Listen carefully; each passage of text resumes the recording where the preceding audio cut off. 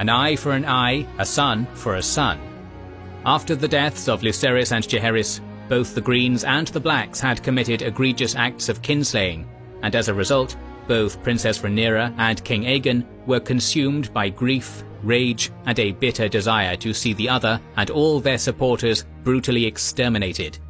No longer was the Dance of Dragons a petty dynastic dispute which could be resolved with some clever politicking. Now, it was a fight to the death.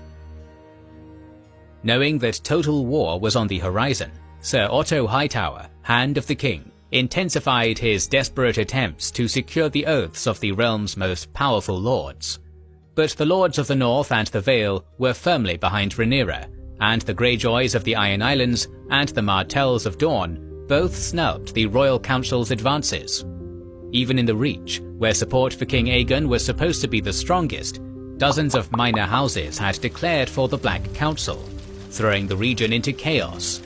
In the Riverlands, the Rhaenyra-aligned House Blackwood broke the power of Aegon-aligned House Bracken in a pair of actions at the Battle of the Burning Hill and the taking of Stonehenge.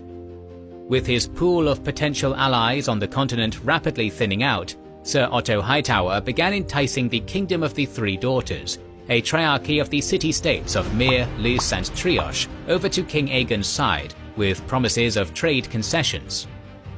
However, the Neo-Valyrian cities dragged their feet on their response, and growing frustrated with his grandfather's constant diplomatic shortcomings, King Aegon dismissed Sir Otto as Hand of the King, replacing him instead with the younger, more efficient, and more ruthless Sir Criston Cole.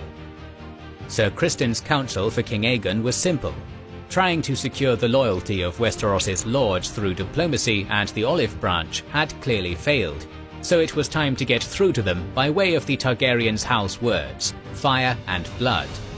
Setting forth from King's Landing with dragons, an army, and his new hand at his side, Aegon began doing just that, subjecting the pro-Black harbour town of Duskendale to a brutal sack.